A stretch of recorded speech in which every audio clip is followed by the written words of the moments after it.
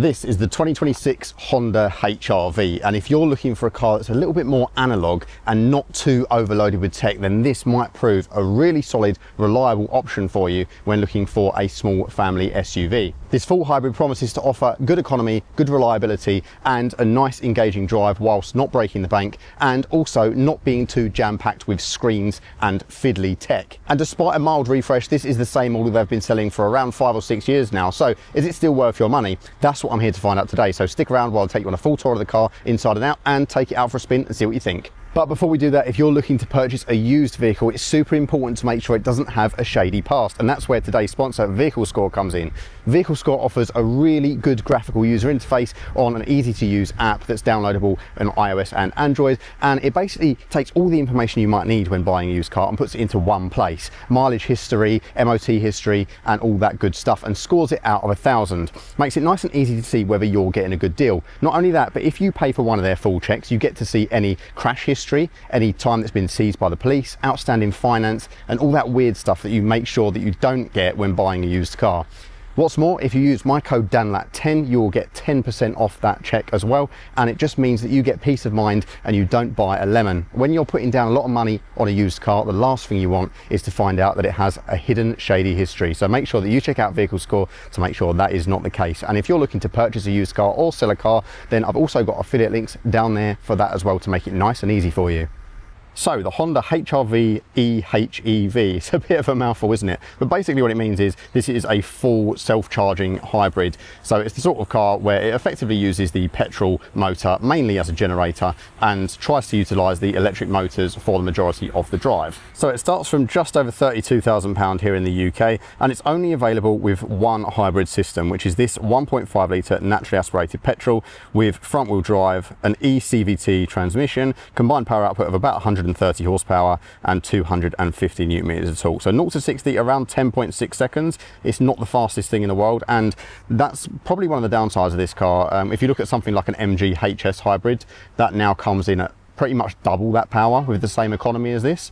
So that's something to consider. There's quite a few rivals out there now. So the official on-paper fuel economy is around 52 mpg, which again, is very similar to what those other cars are achieving. And now with the newer tech of the engines, there are now some rivals from BYD and Geely coming in that are plug-in hybrid that still achieve that sort of economy when they're not charged at all. The standard trim is pretty good. So it's called the Elegance, and it comes with 18-inch alloys, LED headlights, heated front seats, rear camera, the Honda Sensing Safety Suite, wireless Apple CarPlay and Android Auto with a 9-inch touchscreen, and front and rear parking sensors. The one I have here is the Advanced model, which is about £2,500 more, and that has a power tailgate, heated steering wheel, adaptive headlights, interior upgrades, and some other convenience features. Then there's also an Advanced Sport and Advanced Style trim, which are both £700 more, which have different exterior styling. So the Sport one has like a different grille, and the Style version has upgraded interior trim and a 360 cam. The top trim is the Advanced Style Plus, which is about 40 grand, and that comes with a pan roof, really high spec audio system, and additional driver assistance features and things like that. So it has a few extra features, but personally I would say this model that I've got here, the Advanced, is a sweet spot in the range. You're probably looking at somewhere around £35,000 for this model, and I think it offers the best value for money. It's not quite as big as some rivals in terms of the cargo area, but it has some really unique features which I'm going to show you shortly, which make it quite interesting. Cool, let's take a little look round the car then. You can see the front end design. This one being the standard model, it does have the slatted grille, which is colour matched. So there is a couple of options for this. You can, on the sportier version, have more of a honeycomb style grille, which I do think looks a bit better, but to be honest, it's not something that I would worry too much about. This overall does look quite modern, quite sleek, and quite inoffensive. So I'm sure most people will think it's a fairly good looking car, especially the silhouette of it. It looks quite nice from the side. So as we head down the side here, you can see the side profile is pretty good too. Kind of similar to the Toyota stuff. And at the front here on this one, we've got the Matrix LED lights. And you do also have dynamic signals on this one as well, which is pretty cool. And down the bottom, you've got your LED fogs as well, radar stuff built in, and all that good stuff. And these alloys are quite nice as well. They've got like a diamond cut finish to them. And you can see we've got some fairly decent tyres. We've got 50 profile tyres on here, which aren't too low profile. They still make it look fairly sporty, but they're not too harsh, which is always nice. The back of the car is a little bit higher off the ground, which some people may like, some people may not. And you can see here, this is where it's the kind of crossover style. It's more coupe-like at the back, and the lack of rear door handles mounted to the door does impact that as well. We've got really big mirrors on this as well, actually a little bit too big in my opinion when you're sitting in the driver's seat. I'll show you what I mean in a bit, but they definitely provide decent visibility though out the back. And then the door handles at the back are up here, so it may not be ideal for kiddies, but it gets the job done and makes the profile of the car look a little bit more modern, I suppose. At the back we do have also a light bar, which is a nice welcome addition, and we've got the badging. You can see the EHEV badging for the drivetrain, and then the HRV on this side here. And as I said, I think it's quite a nice profile from the back. It kind of reminds me of some of the Mazda cars as well, just the way the lights integrate with a curved rear, and it's got kind of almost like a coupe like shape at the back that's almost like on stilts, so you can see that it is nice and easy to get in and out of.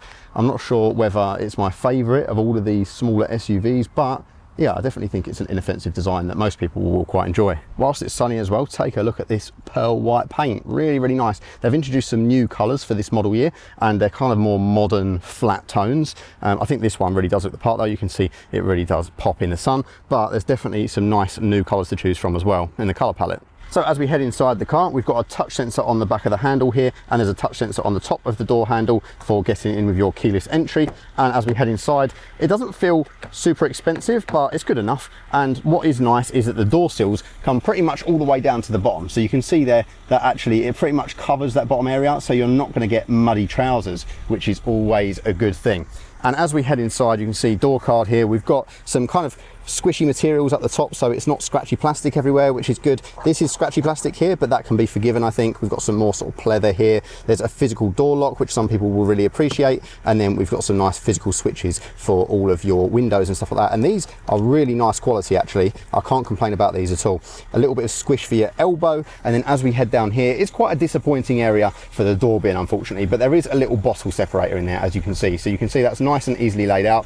And then there's a tiny little pocket, which is probably not very useful. It would be nice to see a little bit more storage in there, but it's a minor complaint. As we move on to the seats, these ones are fabric, but I really like the shape of them. They've got this kind of waterfall edge to them, which gives you a nice bit of thigh support, and the sort of the pleather material they use is fairly decent as well, with fairly squishy headrests. So overall, they're not massively adjustable, but they do the job. You've got a couple of levels of adjustment down here, so this is your pump for up and down, and then you've got just a simple control for the back, and these seats do recline fully as well. So if you take the headrests out, they do line up with the rear seats, so you can have one really long chair in the passenger side. Pretty cool. And in here, as you can see, it is pretty analog as a layout. The material quality is mixed. It's not the best, but it's also really good in some areas. Like for example, these controls for the vents and the climate controls, super clicky. So yeah, that just feels super upmarket for this class of car. And the design, I think, is modern enough, but it's not going to be daunting if you prefer an older car. Let me jump in and I'll show you exactly what I mean. So looking at the overall layout then, we've got this central infotainment screen, which is fairly basic, but it gets the job done, and it is anti-glare. You can see I'm in pretty much direct sunlight here, and you can see there's lots of anti-glare properties on this display, and it's nice and responsive too. It's fairly basic in terms of the controls and things like that. It's kind of very similar to the Toyota one, and you've got a physical back button here, but the sort of the matte finish to it makes it just feel really premium and makes it super easy to see what's going on. So you can see at the moment, I've got 358 miles of range. The tank is nearly full. I've been averaging around 50 to 55 mpg on shorter runs and around 45 mpg on longer ones. In terms of the other stuff here, it's got Android Auto, Apple CarPlay built in, which is wireless. So if I tap on that, you can see straight away it comes up as a full screen. Ignore the flickering, that is just a trick of the camera. And yeah, overall, it's a pretty decent system. It's not crazy. It's nothing too modern. It feels fairly basic, but it does the trick. And there are physical controls for track skip and volume, and obviously the home one as well. You can also change the display brightness and stuff from here. So it's quite straightforward to use. And there is a little bit of EQ for the audio, but it's definitely not up there with all of these modern systems from Tesla, Geely, Genesis, all that. But you know, in the sort of car that you're just going to get in, plug your phone in and not really care about this stuff, does the trick just fine. This display in front of me is quite a similar affair really. So this on the right is actually a physical analog dial, which is nice to see. And then you've got a little display in the middle for your gear selection and your speed and so on, and traffic sign recognition. And then on the left hand side, this is controllable via this wheel here. So you can press home and then it gives you a few different options. So I've got range and fuel. I can see the power power flow. I can also see the current charge, so you can have like an energy monitor. It's not the most modern system, but it gets the job done, and as you can see, everything is really clear and easy to read. There's just not tons of customization. It would be nice if the screen was a little bit larger, or if it just had more stuff to display, but it is a nice easy readout, which some people will really appreciate in a world where the screens have taken over and some of the displays in modern cars just have tons of information on unnecessarily. This displays it all in a very clear format, as you can see, with nice big modern fonts as well. So I like leaving it in this view because it does give me a dial on that side for the power meter, but you can also get your economy to show there and that kind of thing as well. So heading around the rest of the cabin then, the steering wheel feels very similar to a Toyota wheel. It's got some kind of fairly smooth leather on here, and then you've got some controls for your media on the left hand side. On the right hand side, we've got controls for your cruise control, and also this button here, which is very similar to the Hyundai and Kia one touch highway assist. So press this on the motorway, the car will start steering itself and you can continue to control the accelerator and brake. I really love this feature on those cars, and I'm really glad to see it here still present on the Hondas. This is one of my favorite things for long journeys because I can still maintain control of the car, but it just helps take the fatigue out of concentrating on the steering process when you're doing really long journeys. There's also a nice little satellite toggle button here for the heated steering wheel, which I really appreciate. Obviously that's not standard on the bottom trim, but it is on the second and above. And then down to my right here, we've got a couple of controls for the traction control and also the rear as well, and a little cubby down here. Down there is the fuel release and the bonnet release.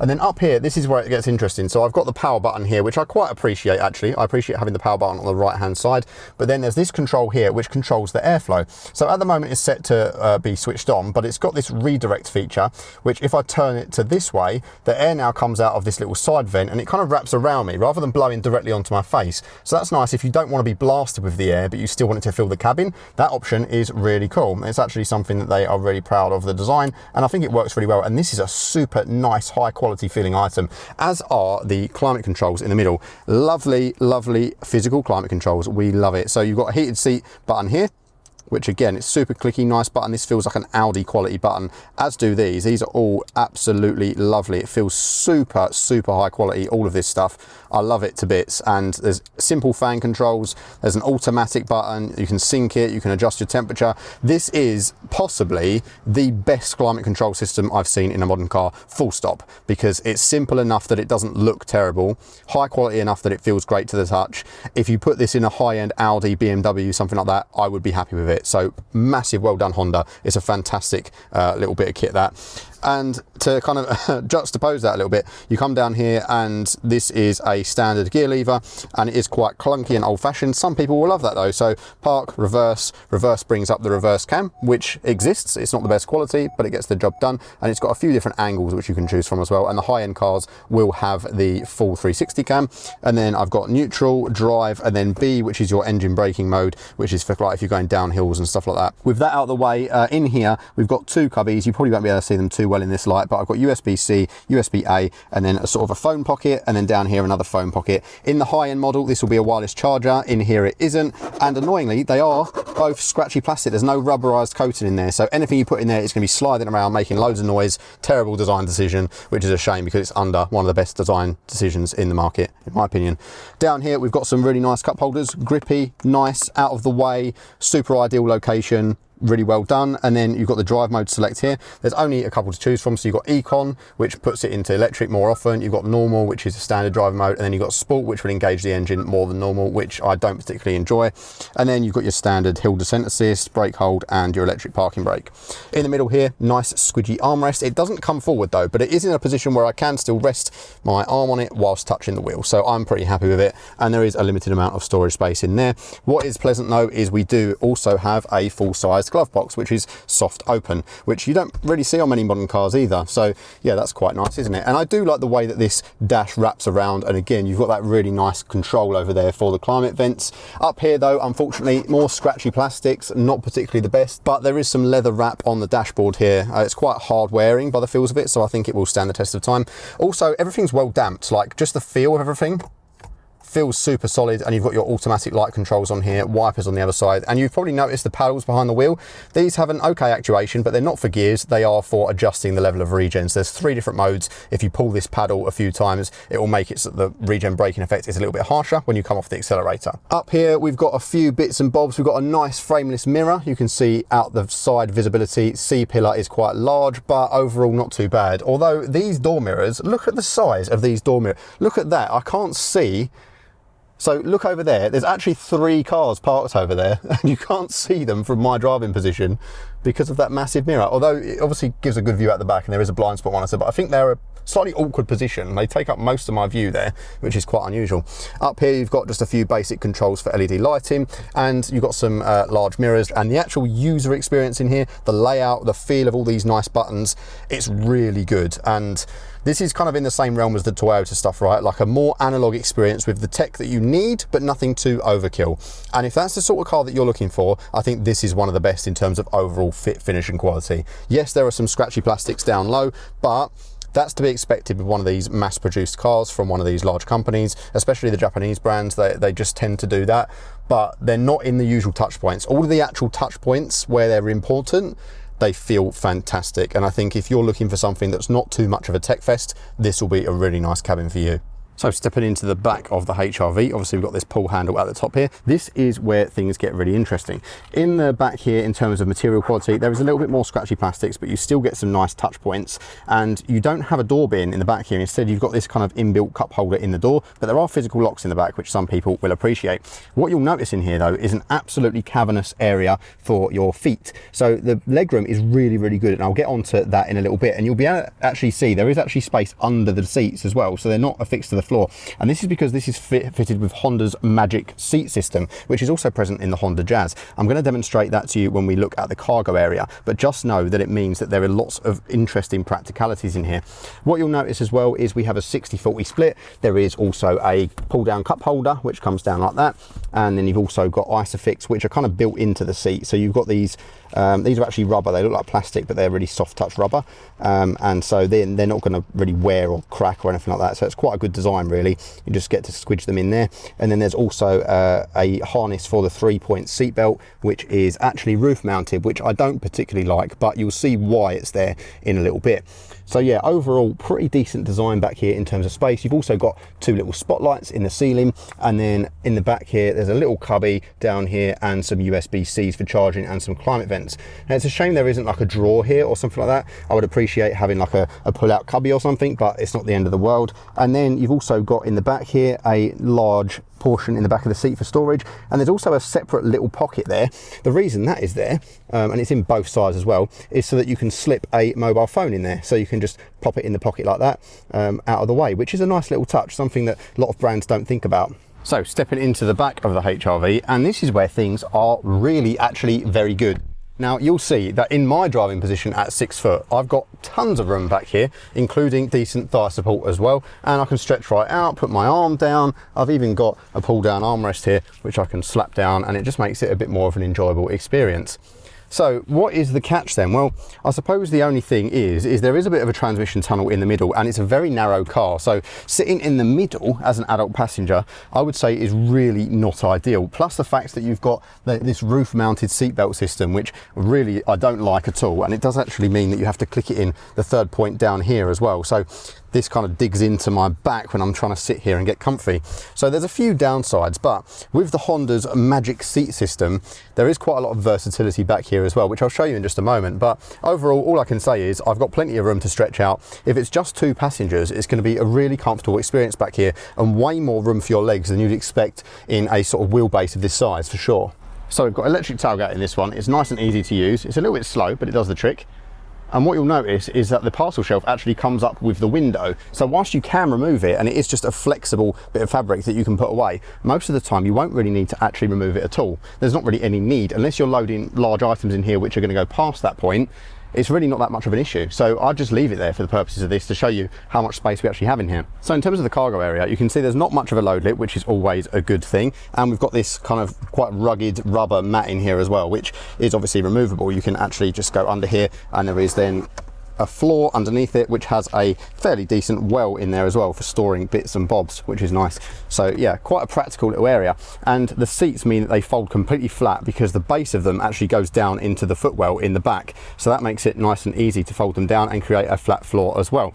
You've also got some deep wells in the sides, and you've got a couple of shopping hooks as well. So a decent amount of practicality back here. It's definitely not the biggest in class, as you can see, in terms of the opening and the space that's on offer. It's definitely not got the most capacity. However, because of the way it's built and the shape it's built, I think it is still really practical. And this 60-40 split, if I just put it down, you'll see immediately how it folds completely flat away into the well of the floor in front there. So it means that it's quite easy to create a completely flat floor. So if I was to remove this cover here, you can see this is a completely flat area. And when I mean flat, I mean really flat. If we open this, normally your seats in the back would be at kind of an angle, but look at that, it is completely flat because this part of the seat has gone down into the footwell. That's really clever, isn't it? But what makes it even more interesting is these seats actually fold the other way. So if I put them back up, put that up like that, and then I'll do the same on the other side. I can do that one-handed, which is really nice. It doesn't even snag the seat belts, so that's always a nice touch. But you also can fold these upwards. So if I go under the seat and pull, this part of the seat actually comes up completely as well. Lock that into place, fold that down, and now we've got a large space in here. So I can now go around to the other side and do the same. So to show you how big this is, I'm actually going to climb in and do this. So I'm actually standing inside the car now. Let's go down here, let's just raise this up, click that into place, put that down, and there we go. Look, look how much space is in here now. And this doesn't impact the rear at all. So look at this, I've now got this amount of space in here. So you could put, I don't know, like a buggy, a wheelchair, something like that in there. And then if we head round to the back as well, you can then also see we've got the normal amount of space in the back. So this is completely unaffected. You can just load this as normal, as you would with the boot. But then you've also got all of this additional space here if you want something taller to go in there without the seats being in the way. Pretty genius idea. So let's close that up and let's take this thing out on a drive, because I think that is where it's going to really excel for a lot of people. Out and about in the HRV, and as you can hear, off the line in all electric mode, and it comes up on the dash telling me that it's in EV mode as well, which is super handy. And it just means that everything feels super refined in this car, especially at the low speeds like this. I'm literally just poodling along. I can hear the combustion engine has kicked in now to provide a little bit of power to me, because I've been sat stationary for a little while. But yeah, it's really not that intrusive unless you really give it the beans, and that's where the CVT comes in. A lot of people don't like the CVT gearboxes for that reason. But it is a pleasant experience and it's comfortable. It feels like the suspension is pretty well damped. It's not too soft though, it's not luxury car soft. Still feels like there's a little bit of finesse to it, and some might find it a little bit firm over small imperfections and potholes, but I personally think it's okay. And also, considering the size of the car, there's not really an awful lot of body roll and faffing about there either, which is nice.